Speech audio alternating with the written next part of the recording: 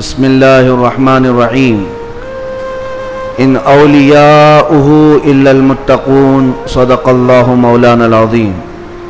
بارگاہ رسالت مآب صلی اللہ علیہ وسلم میں درود پاک کا ہدیہ پیش کریں۔ اللہم صلی علی سیدنا و مولانا محمد معدن الجود والکرم وآلہ واصحابہ الکرام وابنہ الکریم وبارک وسلم صلاة دائمة سرمدا ابدا۔ عزیزان گرامی وقار، ماہ ربیع الاخر شریف جس کو سنی ربیع الغوث کہتے ہیں، اس ماہ مبارکہ میں ہم اپنی زندگی کی سانسیں لے رہے ہیں، اور اس ماہ مبارکہ کو ہم 11ویں کے مہینے سے بھی یاد کرتے ہیں۔ اسلامی مہینہ ہے، مہینے کا نام بہت پہلے سے ہے، لیکن اہل سنت و جماعت کے دل میں سرکار بغداد شہنشاہ ولایت غوث الاعظم دستگیر رضی اللہ تعالیٰ عنہ کی محبت ایسی رچی بسی ہے کہ اس پورے مہینے کو ہم غوث کے مہینے سے یاد کرتے ہیں، اور یہ اللہ والوں سے محبت کی علامت ہے۔ لوگ کسی مہینے کو کسی اور تہوار سے یاد کرتے ہوں گے، لیکن ہم اپنے مہینوں کو اللہ والوں سے نسبت دے کر یاد رکھتے ہیں۔ سرکار شہنشاہ بغداد سلطان الاولیاء عبد القادر جیلانی رضی اللہ تعالیٰ عنہ، اس عظیم شخصیت کا نام ہے جس کو اللہ تبارک و تعالیٰ نے مقام محبوبیت کے ساتھ مقام غوثیت عطا فرمایا۔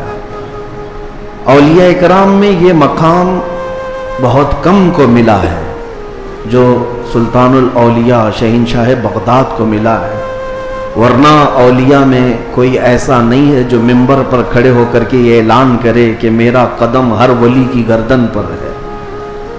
اعلیٰ حضرت امام اہل سنت فاضل بریلوی فرماتے ہیں، جس کی منبر بنی گردن اولیاء، اس قدم کی کرامت پہ لاکھوں سلام۔ جو ولی قبل ہوئے یا بعد ہوئے یا ہوں گے، سب ادب دل میں رکھتے ہیں میرے آقا تیرا۔ غوث پاک رضی اللہ تعالیٰ عنہ کو اولیاء کرام میں ایسا ہی مقام حاصل ہے کہ جیسے سورج کو ستاروں پر مقام حاصل ہے۔ آپ کو اللہ تعالیٰ نے بچپن سے علمی شرافت کے ساتھ ساتھ خاندانی شرافت ایسی عطا فرمائی کہ آپ اپنے والد ماجد کی طرف سے حسنی سادات ہیں اور اپنی ماں کی طرف سے حسینی سادات ہیں، یعنی امام حسن مجتبی ان کے دادا ہیں، امام حسین شہید کربلا نانا ہیں۔ جس کے دادا اور جس کے نانا دونوں جنتی جوانوں کے سردار ہوں، اس نسبت کا عالم کیا ہوگا۔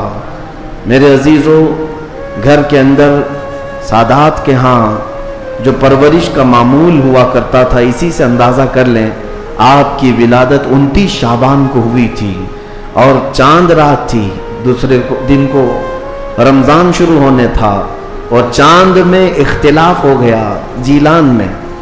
یہ جیلان ایران کا ایک علاقہ ہے، اس کو گیلان بھی کہتے ہیں، جہاں آپ کی پیدائش ہوئی۔ لوگوں کے دوران شک پیدا ہوا کہ چاند ہوا کہ نہیں ہوا۔ غوث پاک رضی اللہ تعالیٰ عنہ کی ماں فاطمہ ام الخیر، جو نہایت ہی شریف خاتون ہے سادات کی، آپ نے لوگوں سے کہا کہ رمضان ہو چکا ہے، اس لیے کہ سحری سے لے کر افطار تک میرے بچے نے دودھ کو منہ نہیں لگایا ہے۔ پورے جیلان میں یہ بات مشہور تھی کہ سادات کے گھر میں ایک ایسا بچہ پیدا ہوا ہے جو سحری سے لے کر کے افطار تک اپنے ماں کے دودھ کو تک نہیں پیتا۔ یہ ان ایام کی میں بات کر رہا ہوں کہ ابھی غوث پاک رضی اللہ تعالیٰ عنہ ایک دن کے تھے، یعنی پیدائشی طور پر۔ میں آپ کو یہ بتاؤں کہ آپ سب غوث پاک کو پیران پیر کہتے ہیں کہ نہیں، یعنی پیروں کا پیر ہے، اور روشن ضمیر کہتے ہیں۔ سارے سلسلے وہاں تک جا کر پہنچ جاتے ہیں تو فخر کرتے ہیں۔ غوث پاک سے جس کا سلسلہ ملتا ہے وہ دنیا میں فخر کرتا ہے۔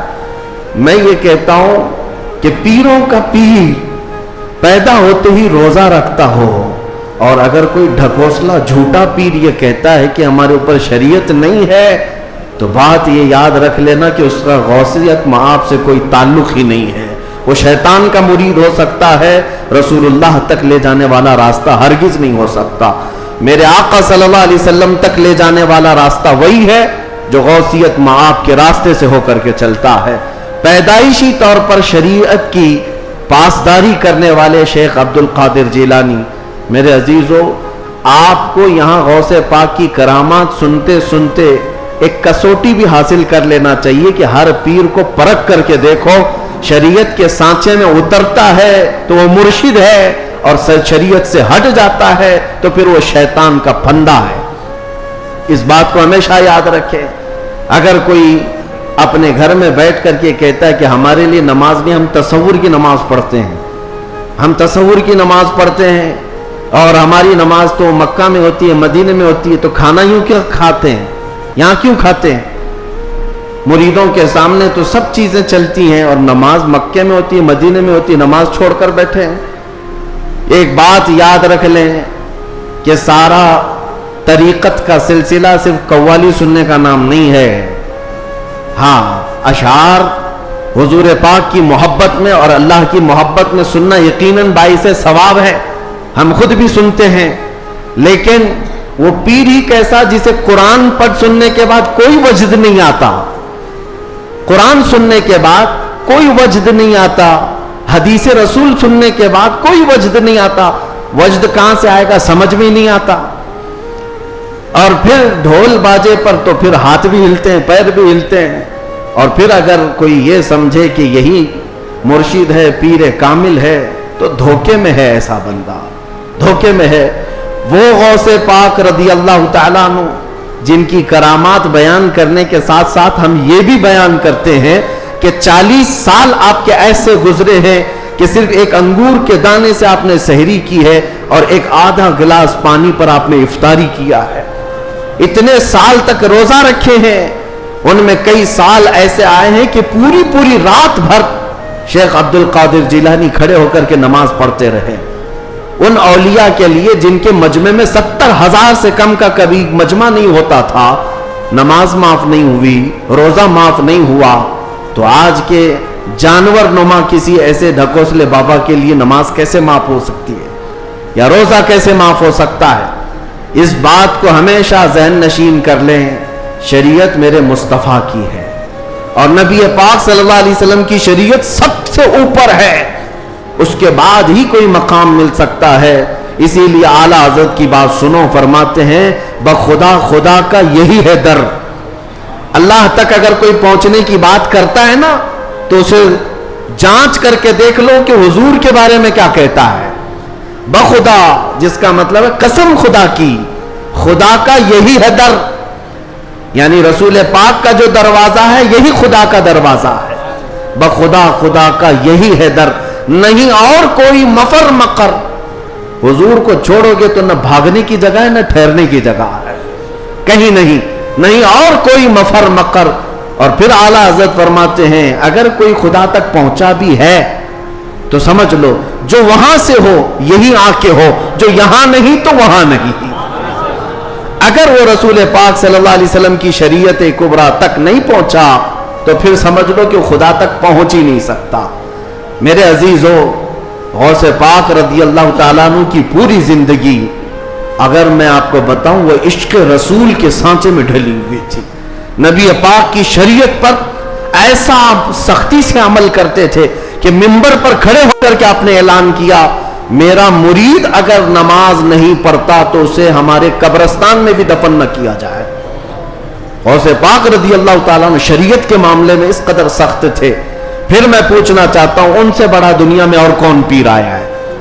اگر کوئی اپنے مریدوں کو نماز معاف کرا دیتا ہو، روزے معاف کرا دیتا ہو، تو یاد رکھ لینا وہ شیطان کا پھندا ہے جو تمہیں نبی کریم صلی اللہ علیہ وسلم کی شریعت سے دور لے کر جاتا ہے. سب سے پہلی چیز ہے میرے مصطفیٰ کی شریعت. حضور پاک کے طریقے پر اگر کوئی چلا ہے تو اسے ولایت بھی ملتی ہے. اللہ کا ولی حضور کی شریعت پر گامزن ہو کر کے ہی چلتا ہے. کچھ مجذوب اولیاء ایسے ہیں جن کی عقل فنا ہو جاتی ہے تب ان کے اوپر سے شریعت کا قلم اٹھا لیا جاتا ہے، وہ مستثنا ہیں، وہ الگ ہیں. لیکن جتنے اولیاء آئے سب کا رسول پاک صلی اللہ علیہ وسلم کے دربار میں ایسا وسیلہ ہے، ان کی ایسی پہنچ ہے کہ اس کے بعد ہی انہیں ولایت کی منزل ملتی ہے. میں ایک بات بتاتا ہوں آپ کو، غوث پاک رضی اللہ تعالیٰ عنہ کے مقام کے متعلق محبوب الہی کا نام سنا ہوگا. دلی کے شہنشاہ، دو اولیاء کو محبوب کا نام دیا گیا ہے. محبوب، ایک غوث پاک کو محبوب سبحانی اور حضرت نظام الدین اولیاء کو محبوب الہی. محبوب اسے کہتے ہیں جس سے اللہ محبت کرتا ہو. سارے اللہ سے محبت کرتے ہیں اور کچھ وہ ہیں جن سے اللہ محبت کرتا ہے، وہ محبوب ہیں. محبوب الہی کا درجہ بڑا ہے. ان کے بڑے گہرے مرید ایسے فنافی شیخ امیر خسرو. امیر خسرو کا جب بھی نام آتا ہے تو ایک پیر اور مرید کے درمیان کا گہرا تعلق بتایا جا سکتا ہے. لوگوں کو پڑھنا چاہیے، کس کو مرشد سمجھا جائے طریقت کے راستے میں اور کون پیر ہوتا ہے. امیر خسرو کو پڑھیں تو سمجھ میں آ جائے گی بات. امیر خسرو ایک بار پانی پت گئے ہوئے تھے. پانی پت میں اس وقت بو علی شاہ قلندر رحمت اللہ تعالی علیہ موجود تھے. یہ محبوب الہی کے ہم زمانہ ہیں، اسی زمانے کے. ان کی کرامات کا حال بھی بہت بڑا تھا. امیر خسرو ان کی محفل میں بیٹھے. جمعرات کو ایک بار ان کے ہاں محفل ہوتی تھی بو علی شاہ قلندر کے ہاں. اور محفل میں ہوتا کیا تھا، جب ذکر کی محفل ہوتی اس کے بعد جتنے حاضرین ہوتے بو علی شاہ قلندر سب سے کہتے اپنی اپنی آنکھیں بند کر لو. لوگ اپنی اپنی آنکھیں بند کرتے، وہ سیدھے رسول اللہ کا دیدار کراتے تھے. نبی پاک صلی اللہ علیہ وسلم سامنے بیٹھے ہوئے ہوتے اور بو علی شاہ قلندر ان کے سامنے ہوا کرتے حضور کے. یہ ہر جمعرات کو بو علی شاہ قلندر کی محفل میں ہوتا تھا. امیر خسرو مرید تھے محبوب الہی کے اور گئے تھے بو علی شاہ قلندر کی محفل میں. اور جب دیدار کرائے تو امیر خسرو بھی خوش ہوئے کہ رسول پاک صلی اللہ علیہ وسلم کا دیدار ہوا مجلس میں. لیکن بات اتنی ہوئی، آنکھیں کھولنے کے بعد بو علی شاہ قلندر امیر خسرو کو یوں کہتے ہیں، خسرو میں تو رسول اللہ کی مجلس میں تجھے لے گیا، تیرا پیر تو وہاں کہیں نظر نہیں آیا، تیرا پیر وہاں پر نظر تو نہیں آیا. امیر خسرو کو یہ بات لگ گئی. میں میرا مرشد میرے پیر کا مقام بلند سمجھتا ہوں، لیکن حقیقی بات ہے کہ حضور کے دربار میں جب میں تصور میں حاضری دیا، محبوب یہ بو علی شاہ قلندر بھی تھے اور بھی اولیاء تھے، لیکن میرے پیر تو نظر نہیں آئے. وہ غمگین حالت میں اپنے پیر کے پاس آئے، اپنے مرشد کے پاس. محبوب الہی سے کہتے ہیں آج میں محفل میں گیا اور انہوں نے فارسی ایک کلام لکھا ہے، شب جائے کہ من بودم، بہت مشہور کلام ہے امیر خسرو کا. اس واقعے کے بعد انہوں نے لکھا تھا. پہلے پورا واقعہ کیا ہوا وہ میں بتاتا ہوں. محبوب الہی کے پاس روتے ہوئے کھڑے تھے. بو علی شاہ قلندر نے رسول اللہ کا دیدار کرایا، لیکن ساتھ میں انہوں نے مجھے تانا مارا کہ تمہارا پیر تو محفل میں نظر نہیں آیا. محبوب الہی نے کہا کہ پھر سے جاؤ محفل میں، پھر سے جاؤ محفل میں. بو علی شاہ قلندر کے دیدار ہو رہا ہے اور اچھی بات ہے. کہا آپ نہیں ہیں اس محفل میں کیسے جاؤں. محبوب الہی نے تھپک کر کہا خسرو بو علی شاہ قلندر سے مت پوچھنا، جب وہ دیدار کرائیں رسول اللہ کا تو خود رسول اللہ سے پوچھنا میرا پیر کہاں. اولیاء بہت سارے بیٹھے ہیں، محبوب الہی کہاں ہیں. تو میر خسرو گئے. اب کی بار جو محفل سجی اور جب آنکھ بند کرنے کا حکم ہوا، امیر خسرو نے آنکھ بند کی، دیدار ہوا میرے مصطفیٰ کا. اولیاء کرام کی مجلس تھی. خسرو کہتے ہیں میں آگے بڑھا، نبی کونین صلی اللہ تعالی علیہ وسلم کے دربار میں دست بستہ عرض کیا یا رسول اللہ اولیاء کی محفل ہے، یہاں پر میرے مرشد نظام الدین اولیاء نظر نہیں آتے. نبی پاک نے فرمایا ایک منزل اوپر چڑھ جا، ایک منزل اوپر چڑھ جا. امیر خسرو کہتے ہیں میں ایک منزل اوپر گیا تو دیکھا ایک بہت بڑا دالان ہے، صحن ہے، وہاں بھی رسول اللہ جلوہ فرما ہے، مسند نشی ہے، وہاں دیگر اولیاء اکرام ہیں اور دیگر اولیاء، لیکن وہاں بھی میرے مرشد نظر نہیں آئے۔ میں پھر پوچھا میرے مصطفیٰ سے، آقا یہاں پر بھی نہیں ہے؟ حضور نے فرمایا ایک اور منزل چڑھ جا۔ خسرو کہتے ہیں میں تیسری منزل پر آیا، وہاں بھی حضور بیٹھے تھے لیکن اولیاء کی محفل میں میرے پیر نظر نہیں آئے۔ پھر پوچھا، حضور نے ایک اور منزل چڑھائی، یہاں تک کہ 7 منزلیں چڑھ لی۔ امیر خسرو کہتے ہیں اب اوپر جیسے جیسے جاتا تھا مجمع کم ہوتا جاتا تھا، تھوڑے تھوڑے سے رہ جاتے تھے۔ 6ٹھی منزل پر آیا، جب بھی میں اپنے مرشد کو نہیں پایا، پریشان ہو کر پوچھا تو کہا ایک اور منزل چڑھ جا۔ اوپر گیا تو وہاں مصطفیٰ کریم صلی اللہ علیہ وسلم مسند نشین ہیں، مسند نشین ہیں، بس 3 لوگ بیٹھے ہوئے ہیں، دائیں ایک بزرگ ہیں، بائیں ایک بزرگ ہیں اور بالکل سامنے محبوب الہی بیٹھے ہوئے ہیں۔ امیر خسرو کہتے جیسے ہی مجھے اپنے پیر کا چہرہ نظر آیا میں نے آنکھیں کھول دی، رقص کنا ہو گئے۔ جو فنا فی شیخ تھے پھر انہوں نے کلام لکھا، شب جائے کہ من بودم، وہ رات کیسی تھی جس میں میں تھا اور خود رسول اللہ مجلس کے امیر تھے، مجلس کے شمع میرے مصطفیٰ تھے۔ گنگناتے ہوئے اپنے مرشد کے پاس آئے۔ اب جو بات مجھے کہنا تھا جس کے لیے میں نے یہ واقعہ چھیڑا، سنیے آپ، میں نے یہ واقعہ محبوب الہی کا کیوں بتایا۔ آئے محبوب الہی کے پاس، خوش تھے، وجد کنا تھے۔ محبوب الہی نے پوچھا خسرو دیکھا ہے اپنے مرشد کو؟ کہا ہاں میرا مقصد میری مراد پوری ہو گئی۔ اس کے بعد محبوب الہی نے کہا کیا کسی اور کو وہاں نہیں دیکھا؟ امیر خسرو نے کہا میری توجہ ہی نہیں گئی، میں نے مرشد کو دیکھا تو پھر خیال نہ رہا۔ محبوب الہی سے پوچھنے لگے حضور اس منزل میں جو رسول اللہ کے دائیں اور بائیں تھے وہ کون تھے؟ تب محبوب الہی نظام الدین اولیاء نے کہا ان کے بائیں جانب خواجہ غریب نواز تھے اور بائیں جانب پیران پیر غوث اعظم بغدادی موجود تھے۔ سیدنا شیخ عبد القادر جیلانی کا وہ مقام ہے کہاں؟ رسول اللہ کے دربار میں، جہاں اولیاء اکرام کی منزلیں ختم ہوتی ہیں وہاں غوثیت مآب کا مقام ہے۔ میرے آقا صلی اللہ علیہ وسلم کے دربار کا قرب ہی انہیں غوثیت کے مقام پر لے گیا ہے۔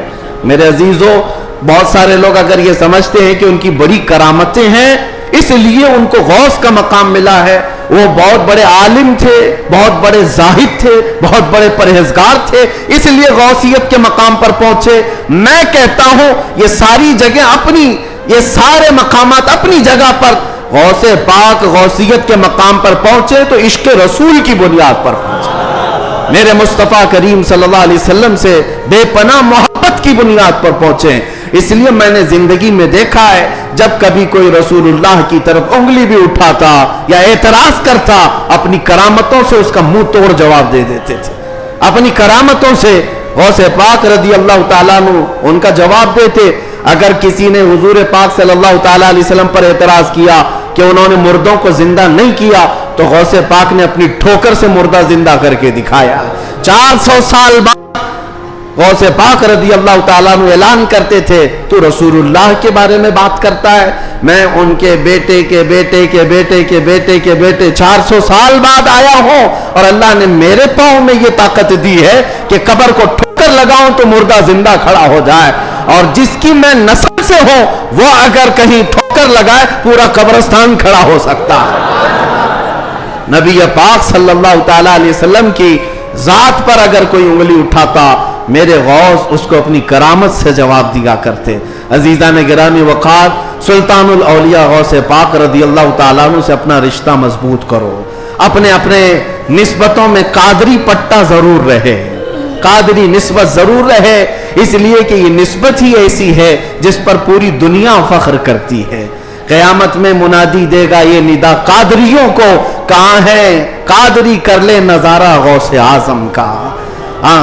میری علاج کس کے ہاتھ ہے؟ بغداد والے کے، مصیبت ٹال دینا کام کس کا؟ غوث اعظم کا۔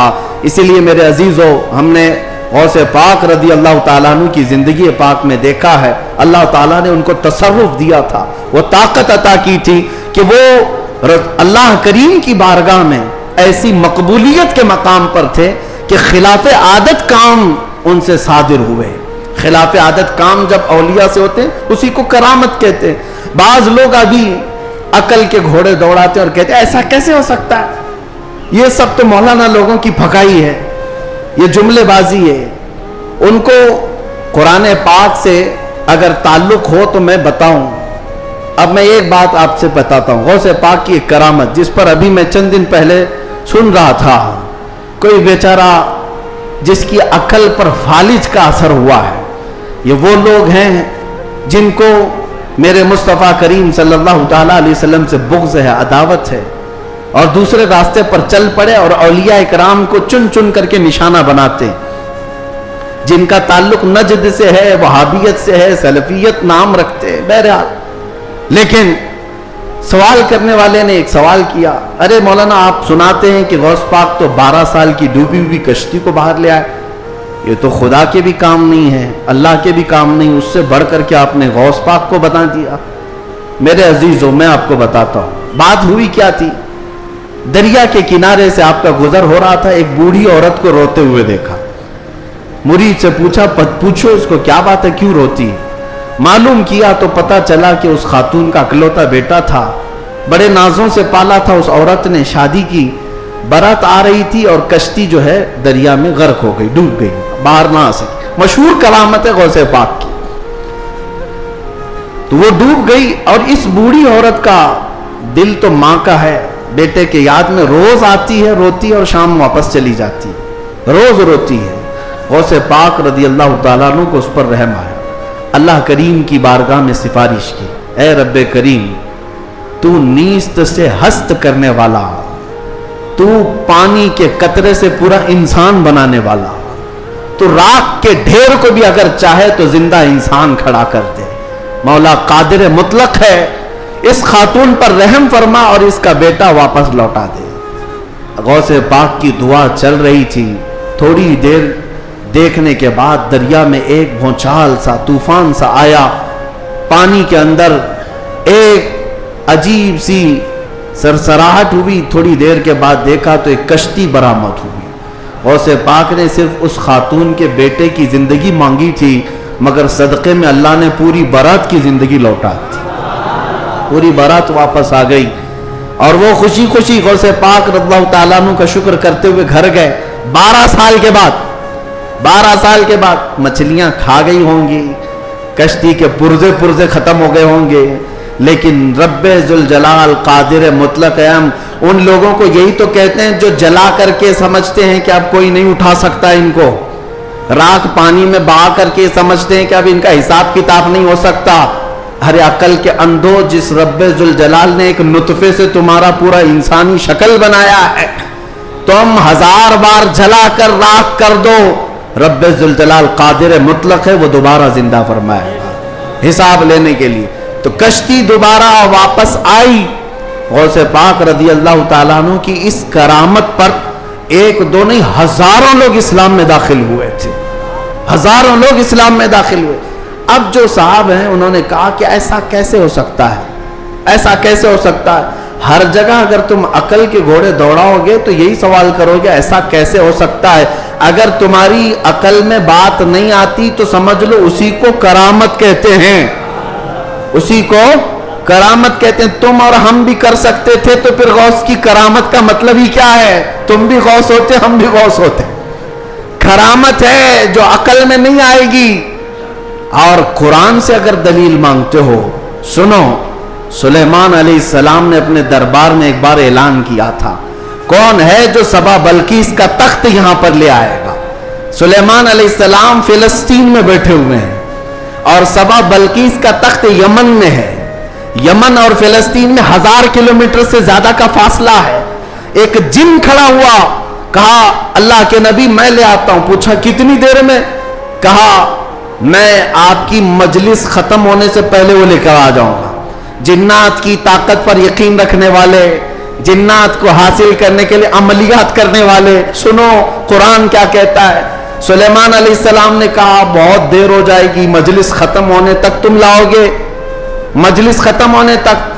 پھر اللہ کے ایک ولی جو سلیمان علیہ السلام کے امتی تھے، آصف بن برخیہ، کھڑے ہوتے ہیں، کہتے ہیں اے اللہ کے نبی میں لے آؤں گا. پوچھا کتنی دیر میں؟ کہا آپ کی پلک جھپکنے سے پہلے لاؤں گا.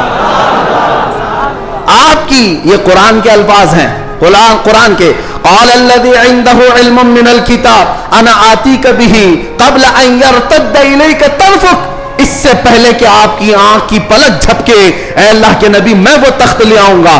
تخت کوئی 4 فٹ کا 5 فٹ کا نہیں، 80 گز لمبا ہے اور اتنا ہی چوڑا ہے، اتنا ہی وزنی ہے، اور 7 دروازوں کے اندر بند کر کے رکھا ہوا ہے. سونے چاندی جواہرات سے جڑا ہوا تخت ہے. اور ایک انسان کہتا ہے، انسان، جنات کی بات نہیں کر رہا، جنات کی بات آئے گی تو آپ سمجھیں گے ان کو بڑی طاقت ہوتی ہے. انسان کی بات کر رہا ہوں. انسان نے کہا سلیمان علیہ السلام کے امتی میں پلک جھپکنے سے پہلے لاؤں گا.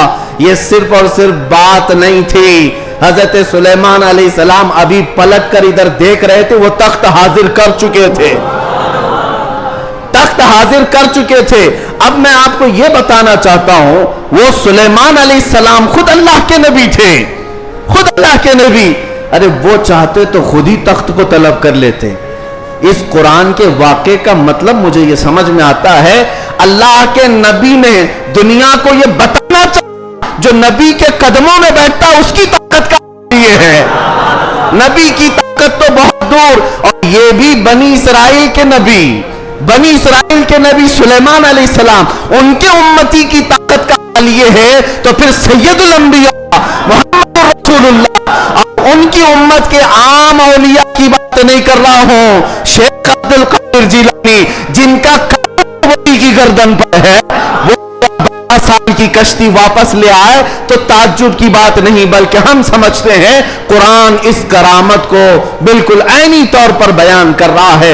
عزیزان گرامی، میں دنیا کی یا دنیا کے نقش قدم پر چلنے والے، ہر چیز کو تھیوری اور پریکٹیکل پر آزمانے والے اور سائنس کی دنیا میں چلنے والے، ان کو کہتا ہوں آئنسٹائن نے کہا ہے.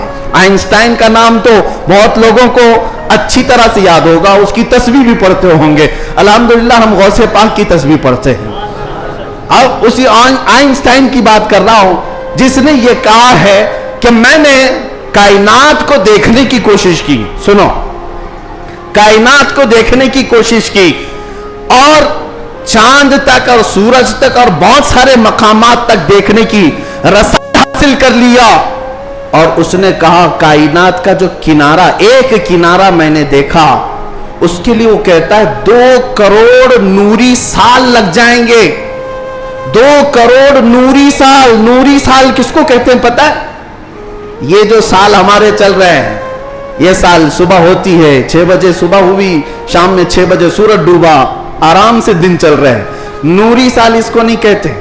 نوری سال 1 منٹ میں 1,80,000 کلومیٹر کا سفر کرتا ہے. 1 منٹ میں 1,80,000 کلومیٹر کا سفر طے ہو جاتا ہے نوری سال میں. اس طرح 1 منٹ کی بات کر رہا ہوں، 1 منٹ کی، اس طرح کے 2 کروڑ سال لگ جائیں گے کائنات کو دیکھنے کے لیے. یہ کون کہہ رہا ہے؟ آئنسٹائن کہہ رہا ہے، جس کے پیچھے تم لوگ آگے پیچھے جس کو قبلہ بناتے ہو. سنو، 2 کروڑ نوری سال لگ جائیں گے کائنات کے کنارے دیکھنے کے لیے، کائنات کی ساری چیزیں دیکھنے کے لیے. اور آؤ شہنشاہ بغداد کے دربار میں. کہتے ہیں نظرت الی بلاد اللہ جمعاً کخردلۃ علی حکم اتصالی. میں اللہ کی پوری کائنات کو ایسے دیکھتا ہوں جیسے اپنے ہتھیلی میں رائی کے دانے کو دیکھتا. تمہارے سارے آلے، تمہارے سارے کمپیوٹر 2 کروڑ سال میں بھی وہاں نہیں پہنچ سکتے جب شہنشاہ بغداد کی ایک نگاہ پہنچتی ہے.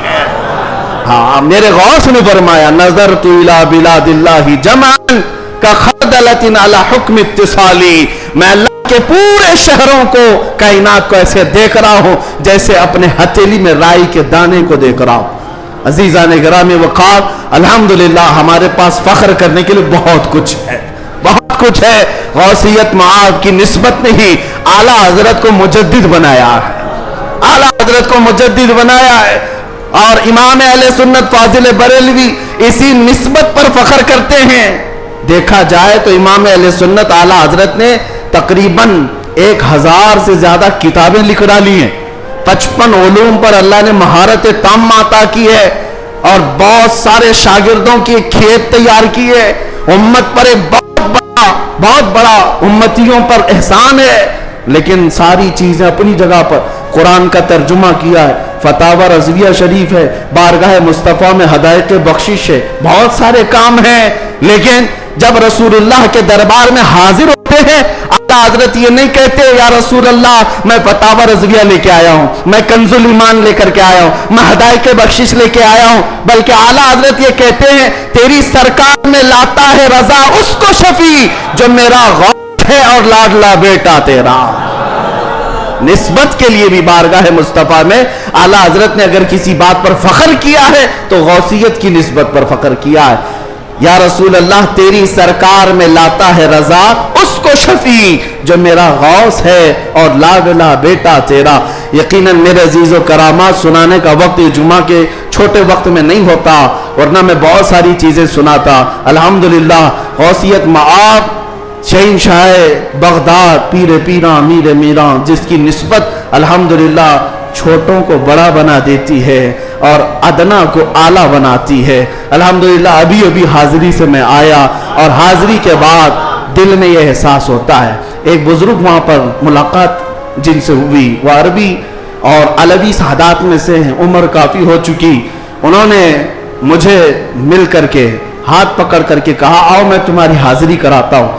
غوث پاک رضی اللہ تعالیٰ عنہ کے دربار میں تقریباً 55 سال سے, اور بڑی ان کی یعنی بڑے معاملات ہیں. بہرحال میں مختصر ہی عرض کرتا ہوں کس لیے میں بات کہہ رہا ہوں. انہوں نے کہا غوث پاک رضی اللہ تعالیٰ عنہ ہر حاضر ہونے والے کو کچھ نہ کچھ دے کر بھیجتے ہیں, اور اللہ کریم تمہارے مستقبل میں بہت کچھ تجھے عطا کرے. دعا کیا. ہم نے کہا کہ یہاں کی اتنے بڑے دربار میں بڑے بڑے حاضر ہوتے, میری کیا حیثیت ہے, مجھے یہاں پر میری کیا حیثیت ہے, کیا مقام ہے. ایک جملہ انہوں نے کہا جس سے سینہ چوڑا ہو گیا. کہا یہاں پر سب اچھے نہیں آتے, بلکہ غوث پاک تو چوروں کو بھی کتب بناتے ہیں. برا ہو تو کیا ہوا, نسبت بھلی ہے یا غوث. تجھ سے در سے سگ اور سگ سے ہے مجھ کو نسبت, میری گردن میں بھی ہے دور کا ڈورا تیرا. اعلیٰ حضرت یہی فرماتے ہیں جن کتوں کے گلے میں پٹا ہوتا ہے ان کتوں کو میونسپلٹی والے نہیں لے جاتے, نہیں لے جاتے اور نہ ہی انجیکشن مارتے ہیں. کیوں؟ یہ علامت ہے کہ کسی کا پالا ہوا ہے, اور گلے میں پٹا نہ ہو تو اٹھا کر لے جائیں گے. بہت زیادہ شور مچاتے ہیں یہ کتے, ان کو لے جاؤ. جن کتوں کے گلے میں پٹا ہے انہیں چھوڑ دیا جاتا ہے کہ مالک ہے اس کا کوئی. اسی لیے اعلیٰ حضرت فرماتے ہیں اس نشانی کے جو سگ ہیں نہیں مارے جاتے, میری گردن میں بھی ہے, حشر تک میرے گلے میں رہے پٹا تیرا. ہمارے گلے میں غوث پاک رضی اللہ تعالیٰ عنہ کی نسبت کا پٹا ہے. انشاءاللہ العزیز کوئی اور دوسرا ہمیں اچک نہیں لے جائے گا, اتنا یقین ضرور ہے, اتنا یقین ضرور ہے. اور مجھے ایک بات یہ بھی یاد آئی کہ ایک صاحب نے کہا وہ دوسرے ملک کے ہیں, ہمارے پڑوسی ملک کے ہیں, اور انہوں نے کہا کہ ہمارے ہاں حالات تو سب اپنے حساب کے ہیں, پھر بھی بہت ساری چیزیں ڈر لگتا ہے, سہمتے ہیں. آپ ایسے نرغے میں ہیں پھر بھی بول رہے ہیں, اچھی بات ہے. ایسی جگہ پر آپ ہیں جہاں کے حالات ہم دور سے سنتے ہیں, بڑے ڈینجر ہیں, لیکن بول رہے ہیں. میں نے کہا آپ نے سنا نہیں اعلیٰ حضرت نے کیا فرمایا؟ اعلیٰ حضرت نے یہ فرمایا کیا دبے جس پہ حمایت کا ہو پنجہ تیرا. ایسا آدمی کیوں ڈرے گا, ایسا آدمی کیوں ڈرے گا جس پر پنجہ غوث پاک کا ہوگا. کیا دبے جس پہ حمایت کا ہو پنجہ تیرا, شیر کو خطرے میں لاتا نہیں کتا تیرا. غوث پاک کا جو کتا ہے وہ شیر کو بھی پرواہ نہیں کرتا. الحمدللہ ہم غوث پاک کے دربار کے کتے ہونے پر فخر کرتے ہیں. ہمیں اس بات پر کوئی وہ نہیں ہے, الحمدللہ ہماری نسبت ہے دربار غوث سے, اور وہ اس لیے بھی کہ ایک دو نہیں. میں آپ کو بتاؤں اہل حدیث جماعت وہابی جماعت کے سب سے بڑے عالم جس کی پیروی میں یہ لوگ پوری آسمان زمین سے زمین آسمان سے ملاتے, شیخ ابن تیمیہ. شیخ ابن تیمیہ نے اپنی کتاب میں لکھا ہے، اہل حدیث جماعت کے سب سے بڑے امام کہتے ہیں کہ میں نے اپنی زندگی میں اتنی کرامات کسی کی نہیں دیکھی جتنی شیخ عبد القادر جیلانی کی۔ ارے تمہارے گھر سے بھی بات آ رہی ہے میرے غوث کی، ہر گھر سے بات آ رہی ہے۔ کیوں؟ اس لیے کہ سورج نکلتا ہے تو سب کو پتا چلی جاتا ہے، سب کو پتا چلتا ہے۔ اچھے خاصے لوگ بھی بول پڑتے ہیں کہ دن ہو چکا ہے، دن ہو چکا ہے۔ سورج سے دشمنی ہے تو ٹھیک ہے، لیکن بولنا تو پڑے گا کہ دن نکلا ہوا ہے، دن نکلا ہوا ہے۔ غوث پاک کی کرامات ایسی ہیں جیسے سورج نکلا ہوا ہے۔ میرے عزیزو، ایک صاحب ہیں، اب ہماری محبت کس بات سے ہونی چاہیے؟ غوث پاک رضی اللہ تعالیٰ عنہ ہماری محبت اس لیے بھی ہے، کئی اولیاء اکرام نے یہ باتیں لکھی بھی ہیں، فرماتے ہیں ان کے غوث پاک رضی اللہ تعالیٰ عنہ کے ایک مرید بھی ہیں، وہ تقریباً 14 اونٹوں پر شکر کے تھیلے لے کر کے سفر کر رہے تھے، سامان تجارت لے کر جا رہے تھے۔ رات کو ایک جنگل میں انہوں نے پڑاؤ کیا اور رات وہاں گزاری، تو جیسی رات گزاری، خطرناک جنگل تھا، ان کے 4 اونٹ سامان سمیت غائب ہو گئے اور بھاری ان کا نقصان تھا، بڑا سامان تھا اس میں۔ وہ صبح غمگین بیٹھے ہوئے تھے، انہوں نے کہا کہ ایسے وقت میں اب قافلہ بھی چل پڑا، میں اپنے اونٹوں کو ڈھونڈوں تو اس خوفناک جنگل میں کہاں ڈھونڈوں گا؟ انہوں نے کہا مجھے میرے مرشد نے کہا تھا کہ جب کبھی تو مصیبت میں آئے تو مجھے پکارنا، یا شیخ عبد القادر جیلانی شیئن للہ المدد۔ تو وہ بزرگ فرماتے ہیں، یہ کتاب بہجت الاسرار شریف میں بھی موجود روایت میں بیان کر رہا ہوں، لفظ ہی نہیں کر رہا، کہتے ہیں میں وہیں سے پکارنا شروع کیا، یا شیخ عبد القادر جیلانی شیئن للہ المدد۔ میں ابھی پکار ہی رہا تھا، سامنے پہاڑ کی طرف ایک بزرگ مجھے نظر آئے سفید لباس میں، وہ مجھے اپنی طرف بلاتے رہے، ادھر آؤ ادھر آؤ۔ میں دوڑتا ہوا ان کے پاس گیا، میں جب ان کے قریب پہنچا تو وہاں دیکھا پہاڑ کے نیچے میرے 4 اونٹ چر رہے تھے۔ میں نے 4 اونٹوں کو اپنے ساتھ لے لیا اور پھر اس بزرگ سے ملنے کے لیے آیا تھا تو وہ تھے ہی نہیں۔ میں اپنے اونٹوں کو لے کر تجارت میں گیا، سامان بیچا، اس کے بعد پھر بغداد آیا اپنے مرشد سے ملنے کے لیے، تو غوث پاک نے فرمایا تیرے 4 اونٹ صحیح سلامت تو ہم نے دلا دیے تھے۔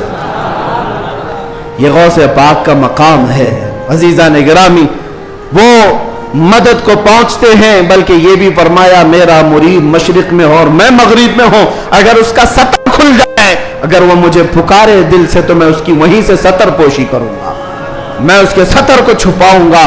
یہ نسبتوں کی بات ہے، یقین تمہارا کتنا مضبوط ہے، کتنا مضبوط ہے، اس یقین کی بات ہے۔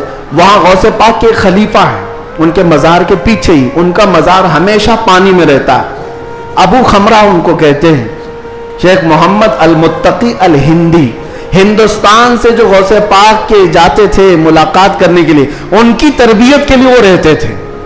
ان کی ایک روایت ہے، ہند سے کچھ لوگ گئے تھے غوث پاک سے ملنے، مل کر کے وہ واپس آ رہے تھے کشتی میں آ رہے تھے، تو سمندر میں بیچ سمندر میں پہنچی تو کشتی پھٹ گئی، پانی اندر آنے لگا، ڈوبنے کے قریب آ گئی، یہ چیخنے لگے، پکارنے لگے، اور اسی وقت وہ سارے مرید کہتے ہند سے جو گئے ہوئے تھے، کہتے ہیں اچانک ہماری کشتی میں ایک کالے رنگ کی چادر اوڑے ہوئے بزرگ آئے، ان کے ہاتھ میں ایک بڑی سی سوئی تھی، دھاگا تھا، وہ جلدی جلدی ہماری کشتی کو جہاں جہاں سے پھٹی تھی سیلنے لگے اور سل کر کے پانی پورا باہر کیا۔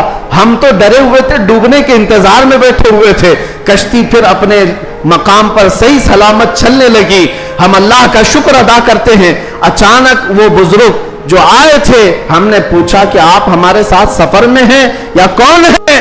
انہوں نے چادر ہٹائی تو سیدنا شیخ عبد القادر جیلانی تھے۔ فرمایا تم میرے مرید ہو، مجھے پکارا، اللہ تعالیٰ نے مجھے بھیجا، میں تمہاری مدد کے لیے آیا۔ عزیزان گرامی، ایک دو نہیں، بہت ساری کرامات کتابوں میں روایتاً لکھی ہوئی ہیں، اور ایک دو نہیں، کئی تواتر کے ساتھ یہ روایتیں موجود ہیں۔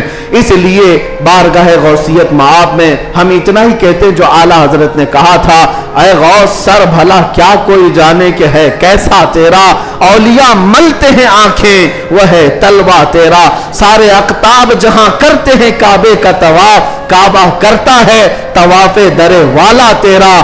کیا مرتبہ اے غوث ہے بالا تیرا، اونچے اونچوں کے سروں سے قدم آلہ تیرا۔ اللہ کریم اسی نسبت پر زندہ رکھے اور اسی نسبت پر ہمارا خاتمہ عطا فرمائے۔ اسی لیے میں وہی دعا کرتا ہوں جو جمیل قادری رضوی نے کیا تھا، اعلیٰ حضرت کے مرید، سچے مرید۔ انہوں نے کہا تھا عزیزو کر چکو تیار جب میرے جنازے کو، عزیزو کر چکو تیار جب میرے جنازے کو، کفن پر لکھ دینا نام والا غوث اعظم کا۔ وآخر دعوانا الحمدللہ رب العالمین۔